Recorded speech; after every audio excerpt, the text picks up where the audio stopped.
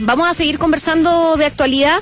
Claro, porque esta semana la presidenta Michelle Bachelet recibió un informe de la Comisión de Promovilidad Urbana. ¿Qué es esto? Bueno, hay unas iniciativas que apuntan a combatir los tacos en las ciudades. Algunas de las propuestas incluyen, por ejemplo, gravar, o sea, que uno tenga que pagar un extra, la compra de un segundo vehículo o instaurar una política de estacionamientos. En el fondo tiene que ver con que si uno va a meterse a un lugar que está más contaminado, tiene que pagar más. Si va en horas punta, tiene que pagar más.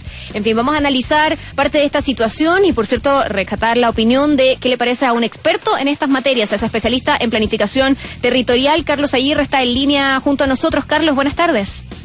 Buenas tardes, Rayén. Gusto hablar contigo. Muchas gracias, Carlos. Cuéntanos primero que todo qué es lo que te parece a ti estas medidas que se han impulsado, el informe que entrega esta Comisión de Promovilidad Urbana, y si realmente consideras que algunas iniciativas como estas pueden efectivamente o bien descongestionar algunas horas puntas o desincentivar el uso de los vehículos.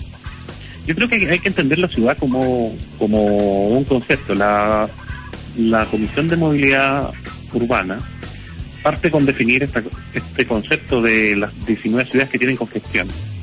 Las ciudades tienen congestión única como primera etapa, producto de que no comparten la centralidad. O sea, por ejemplo, yo para ir al banco tengo que moverme moverme una cantidad X de cuadras, que como no tengo oferta de transporte público. Lo puedo hacer como en mi propio vehículo, digamos. ¿Ya? Entonces es la centralidad lo importante en ese sentido. ¿Me explico? Sí, perfectamente. Y entonces en ese concepto la investigación en el área de la planificación territorial que hemos estado desarrollando en distintos lados, particularmente en la Universidad de las Américas, donde yo trabajo actualmente, es apuntar sobre los conceptos de la centralidad.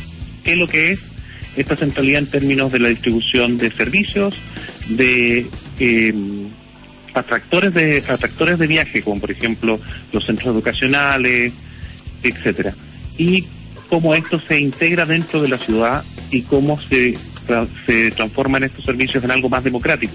Ahora, no es un cambio que uno pueda dictar por ley, ya menos en el estado de la planificación urbana de Santiago, o de Valparaíso, o de La Serena, o de Talca, etcétera, sino que tiene que venir con un plan de entender esta ciudad como un organismo vivo, que efectivamente tiene movilidades, tiene cambios y que requiere de una planificación de largo plazo. Eso. ¿Podemos ir revisando algunas de las medidas que se han propuesto dentro de esta iniciativa y tú me cuentas qué te parece cada una de ellas? ¿Te tinca? Perfecto. Ya, sí. Por ejemplo, la primera dice grabar la compra de un segundo vehículo. En el caso de grabar la compra de un segundo vehículo, la primera pregunta que uno se puede hacer es ¿por qué las personas tienden a tener un segundo vehículo? Ya, o sea, vamos al origen en el fondo. Okay. Vamos al origen, digamos, al por qué la gente necesita un segundo vehículo y por qué en este contexto necesitas tener dos autos para una familia en promedio 2,8 personas más o menos en Santiago. O sea, ¿por qué necesitas tener un auto por persona, digamos? Claro.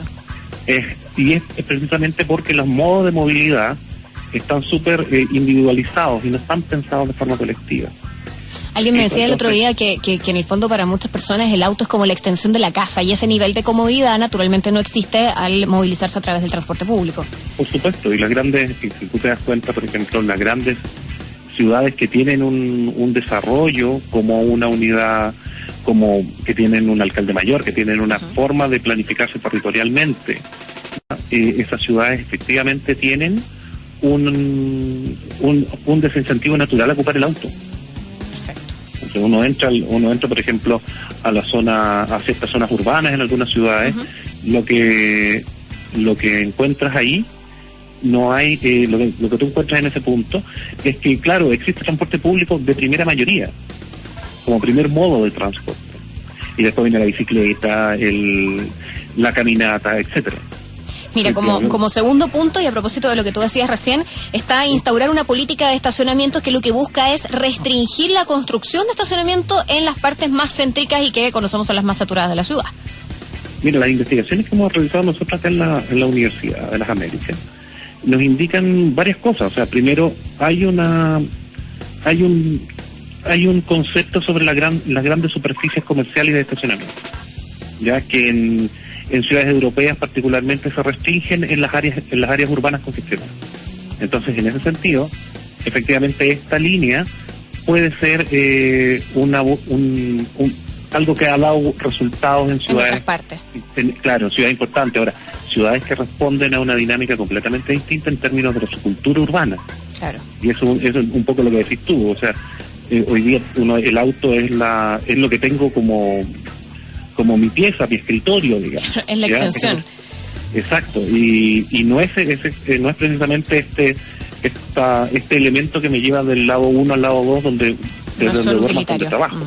Claro. Carlos, se nos va el tiempo y tenemos que dejar hasta acá esta conversación, pero sin duda que en la medida que estas cosas vayan tomando más fuerza vamos a tener una nueva posibilidad de volver a conversar sobre estas medidas y otras que probablemente puedan ir surgiendo de manera creativa para lograr de algún modo llevar una convivencia urbana de mejor manera. Gracias por tomarte el tiempo de hablar con la radio.